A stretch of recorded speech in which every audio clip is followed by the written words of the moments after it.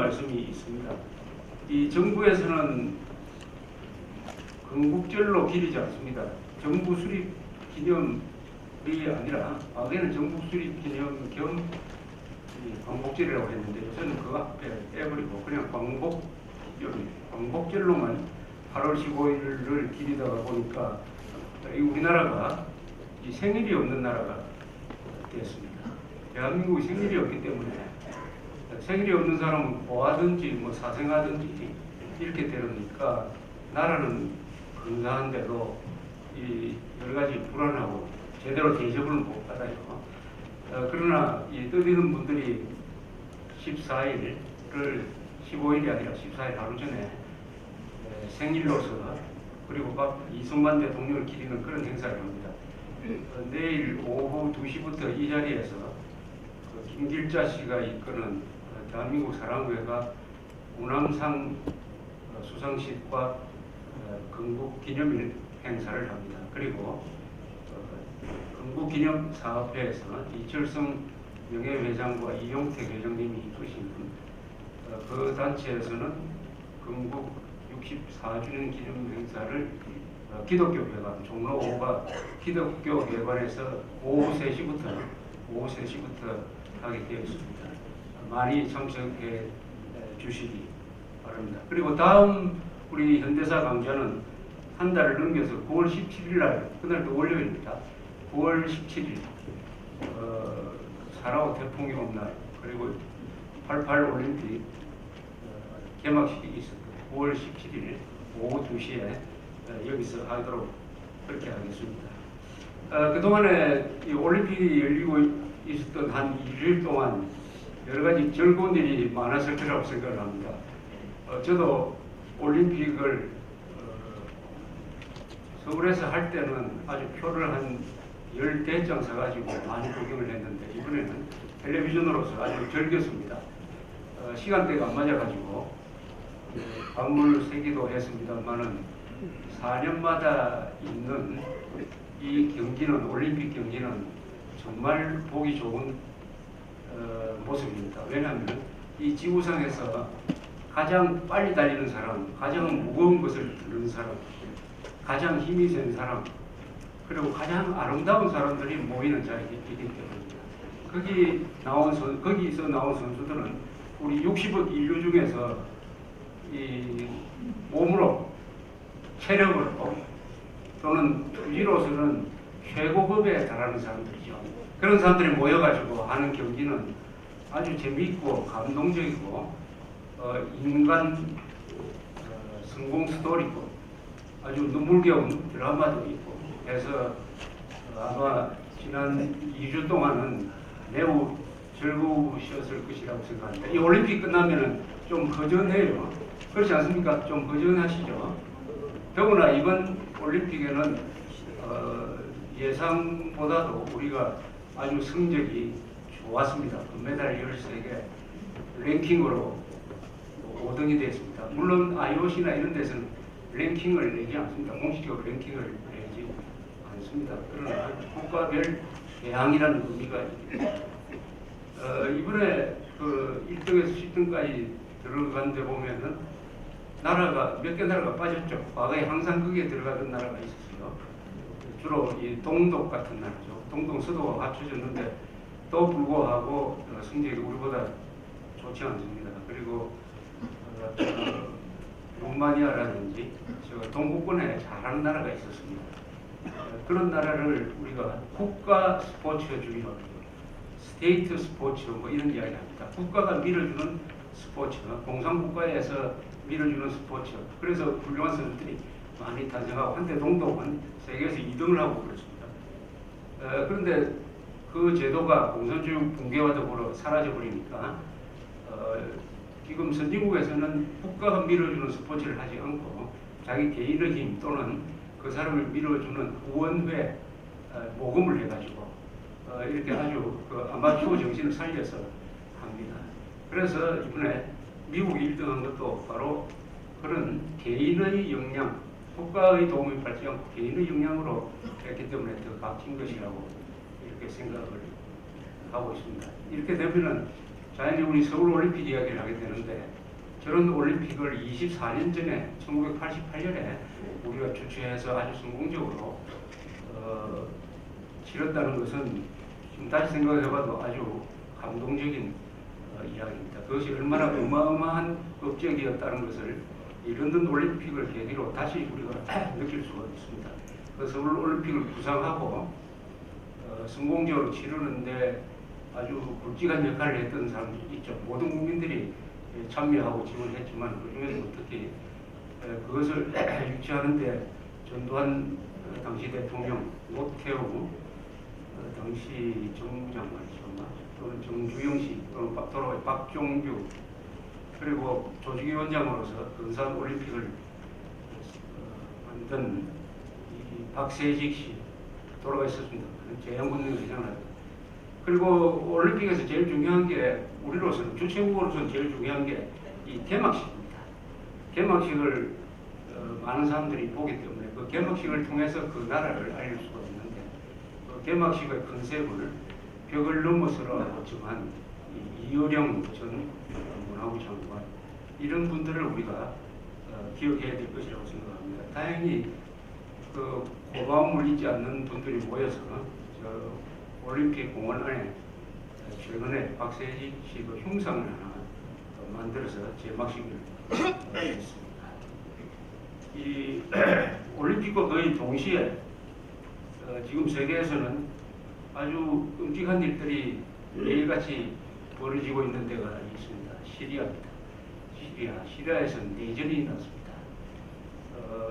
작년 3월부터 내전이 났습니다. 처음부터 내전이 난 게 아니에요. 처음에는 평화적 시위를 했습니다. 아무도 총 들지 않고 평화적 시위를 하는 것을 무력으로 진압을 했습니다. 총칼로 진압을 했습니다. 죽다가 보니까 나중에는 이런 현상이 벌어졌습니다. 진압하러 출동한 군인들이 우리 동족을 향해서 쏘지 못하겠다 해서 군인들이 탈영을 하기 시작을 했습니다. 그러다 보니까 이 시리아에서는 이 종파로 나눠져 있습니다. 이슬람 종파 중에서 시아파와 순니파가 있어요.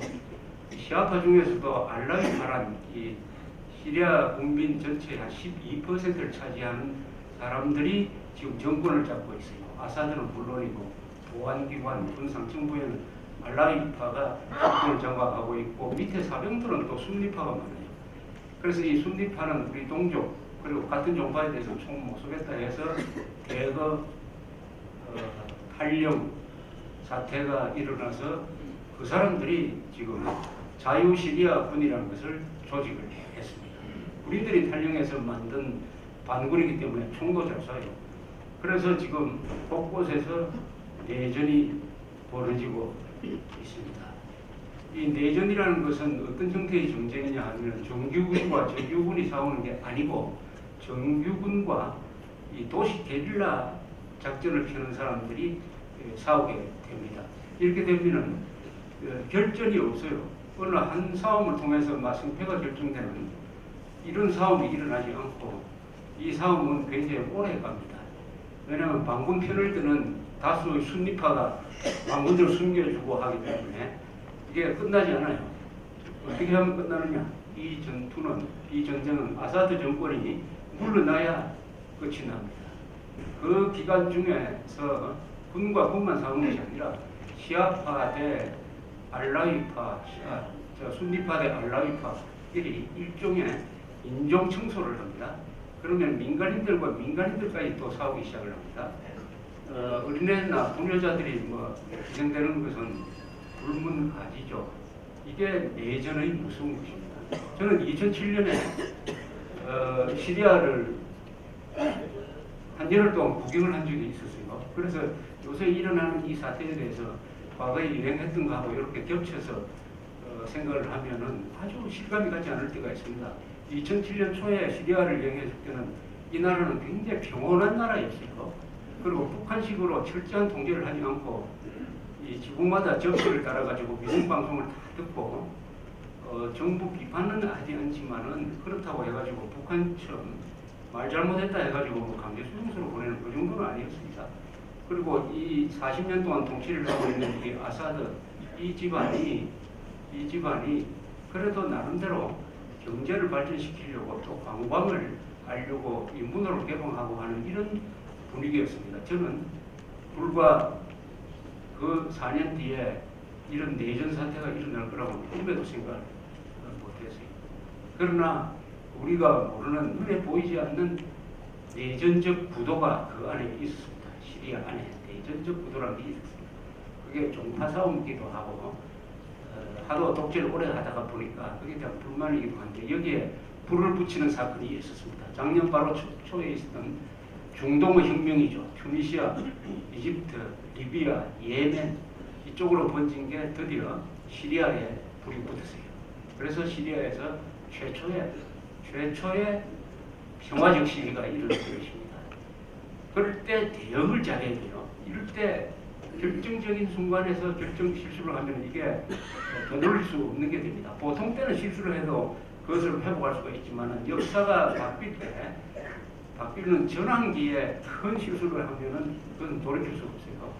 그때 아사드가 대화를 통해서라든지 무슨 다른 방법으로 그 평화적 시위를 관리를 했더라면 이런 사태가 오지 않았을 텐데 처음부터 무자비한 총격을 가해서 학살로서 진압을 하려고 했어요. 시리아는 그렇게 해서 성공한 적이 한 번 있었습니다. 이 성공 모델이라는 게 이게 골치 아플 때가 있습니다. 과거의 성공 모델을 그냥 그대로 지금 쓰면은 그게 실패하는 경우가 많아요. 세상은 바뀌었는데 과거에 성공한 걸 가지고 또 성공을 과거에 언제 성공했느냐? 1981년에 하마라는 도시에서 반란이 일어났어요. 그때 지금 아사드의 아버지 되는 사람이 어떤 식으로 진압을 했느냐? 그 마을을 그냥 봉쇄를 해버리고 탱크를 보내고 비행기로 폭격을 해가지고 한 도시에서 한 2만 명을 죽였습니다. 그런데 그 당시에는 보도가 안 됐어요. 당시에는 냉전시대였고 시리아는 소련편에서 있었습니다. 지금처럼 CNN도 없고 BBC도 없고 알자지라 방송도 없어요. 핸드폰도 없을 때입니다. 2만 명이 죽어도 아무도 보도를 하지 않아요. 그런 소문이 있다는 정도로만 알려져 있습니다. 그래서 진압하는 데 성공을 했습니다. 그래서 거기서 맞는 말이 하마의 법칙이라는 게 하나 만들어졌어요. 즉 과격한 이슬람 세력은 하마에서 했던 식으로 무자비하게 진압을 하면은 성공한다. 어중간하게 진압하면 안 된다. 그게 하마의 법칙이라고 했어요. 그래서 이번에 아들이 그 법칙을 한번 적용을 해봤는데 안 됩니다. 왜 안 되냐? 세상이 달라졌습니다. 핸드폰을 가진 사람이 실시간으로 그 무자비한 내전, 특히 시리아 정부군이 도시를 향해서 비행기로 그냥 폭격을 하는 장면이 생생하게 보도가 되고 있습니다. CNN, BBC, 알자지라 이 3대 방송이 그것을 중계 방송을 하고 있어요. 이게 또 동서냉전 시대가 아닙니다. 지금은 러시아가 모든 걸 걸고 시리아를 밀어줄 상황도 아니에요. 그래서 지금 아사드가 아주 코너로 몰렸는데 이런 전쟁은 아주 오래 가게 돼 있습니다. 왜냐하면 종족 전쟁 비슷하고 종파 전쟁, 종족 전쟁, 종교 전쟁, 이념 전쟁은 무자비한 것입니다. 항상 내전이 무자비입니다. 우리가 6.25 때 경험한 것입니다. 이렇게 되면 또 외세가 개입을 합니다. 지금 반군을 지원하는 사람들은 주로 사우디아라비아, 카타르 같은 이 돈 많은 데입니다. 이 사람들이 순니파예요. 순니파. 이슬람 종파 중에서 다수를 차지하는 순니파가 자기 순니파 세력인 반군을 지원하고 그 다음에 아사드 이 정권을 지지하는 것은 이란입니다. 이란, 이라크는 또 시아파예요. 또 시아파죠. 이 종교전쟁과 같은 게 국제적으로 지금 진행이 되고 있기 때문에 그런데 우리 내전적 상황, 한국의 내전적 상황은 없느냐?